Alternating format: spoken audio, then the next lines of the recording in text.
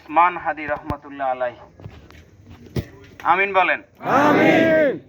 আপনারা দেখেছেন বাংলাদেশের ইতিহাসে সবচেয়ে বড় নিরাপত্তা, সকল দলের মতের মানুষ একসাথ হয়ে জেনাকে জানাজা দিয়ে আজকে সমাহিত করা হয়েছে সেই ঢাকা বিশ্ববিদ্যালয়ের কাজী নজরুল ইসলাম জাতীয় কবি তার কবরের পাশে। আল্লাহ তাআলা শহীদ ওসমান হাদি রহমতুল্লাহ আলাইহির শাহাদাতের উচ্চ মর্যাদা দান করুক। তিনি আমাদেরকে কি দিয়ে গেছেন? এই 1.5-2 বছরে তিনি কি কথা রেখে গেছেন? এই 1.5-2 বছরে আধিপত্যবাদের বিরুদ্ধে, এই দেশ উন্নয়নের পথে বাধা করা তাদের বিরুদ্ধে তিনি যে কথা বলে গেছেন, বাংলাদেশের ইতিহাসে এই কথা আর কেউ বলে নাই।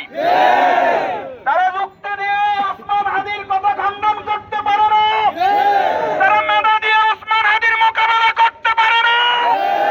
এই জন্য তারা পিছন দিক থেকে ওসমান হাদিকে কাপুরুষের মতো হত্যা করেছে। ওসমান হাদি মনে করেছিল 5ই আগস্টের পরে বুঝি নিরাপদ একটা বাংলাদেশ পেয়েছিলাম, নির্বিঘ্নে কথা বলা যাবে, মানুষের মত প্রকাশের স্বাধীনতা থাকবে। কিন্তু ওসমান হাদি জানতো না যে যুগে যুগে কাপুরুষদের, জালিমদের উত্তরসূরিরা থেকে যায়, আবু জাহেল আবু লাহাবের উত্তরসূরিরা থেকে যায়। তারা কখনো ইনসাফকে সহ্য করতে পারে না, তারা কখনো কোরআন হাদিসকে সহ্য করতে পারে না, তারা কখনো ন্যায় বিচারকে সহ্য করতে পারে না। এই জন্য তারা পেছনের দরজাই বেছে নেয়, তারা সবসময় পেছনেই থাকে। ওসমান হাদি সাংস্কৃতিক আগ্রাসনের বিরুদ্ধে ইনকিলাব মঞ্চ প্রতিষ্ঠা করেছিল।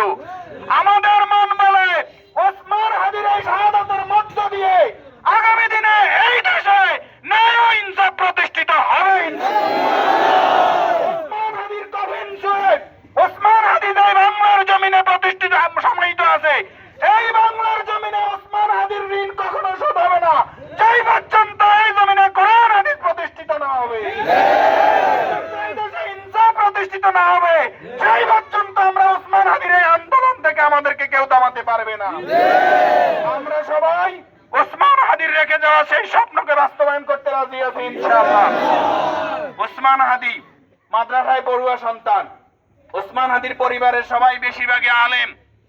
সেই জন্য তারা চিন্তা করেছে যে মাদ্রাসায় পড়ুয়া ছাত্র এত যুক্তি, এত বুদ্ধিমান, এত বিচক্ষণ, সারা বিশ্ব নিয়ে কথা বলে, তার বিপক্ষে অনেক মুরব্বী আছে যারা বুদ্ধিজীবী দাবিদার, কিন্তু তার কথার কাছে সবাই ধরাশায়ী। এই জন্য তাকে হত্যা করা হয়েছে, আল্লামা সাঈদীকে হত্যা করা হয়েছে, আমাদের নেতৃবৃন্দকে হত্যা করা হয়েছে। আমাদের কি দমাতে পেরেছে? আমরা আরো বহুত গুণ শক্তি হয়ে আলহামদুলিল্লাহ আবির্ভূত হয়েছি। সুতরাং ওসমান হাদির এই কফিন ছুঁয়ে শপথ করেছি যে ওসমান হাদি যতদিন এই বাংলাদেশ থাকবে, ওসমান হাদি ততদিন থাকবে। ওসমান হাদিকে হত্যা করে তোমরা ওসমান হাদিদের উত্তরসূরিদেরকে নিস্তব্ধ করতে পারবে না।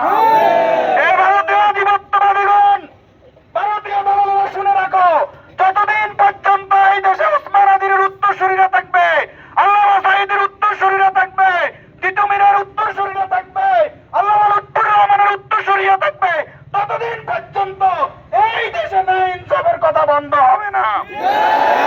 আমরা ওসমান হাদির মতো শাহাদাতের নজরানা আমাদের পকেটে রেখেই আমরা রাস্তা দিয়ে চলি। যারা এই দেশে ইনসাফের পথে বাধা, যারা ভারতীয় দালাল, তাদেরকে হুঁশিয়ার করে দিতে চাই, এই জমিনে আল্লাহর আইন প্রতিষ্ঠিত হওয়ার ক্ষেত্রে কোনো বাধা আমরা মানব না। আগামী দিনে ওসমান হাদি রেখে যাওয়া যে স্বপ্ন আপনারা বাস্তবায়ন করতে রাজি আছেন ইনশাআল্লাহ। ইনশাআল্লাহ এ পর্যায়ে দোয়া মোনাজাত। উনি খোলা মাঠে আমাদের ওসমান ভাইকে গুলি করা হয়েছে, খোলা মাঠে জানাজা হয়েছে, খোলা জায়গায় আজকে সমাহিত করা হয়েছে। এ পর্যায়ে ওসমান হাদির জন্য এবং আলেম ওলামার জন্য দোয়া করবেন জনাব মাওলানা ওমর ফারুক সাহেব।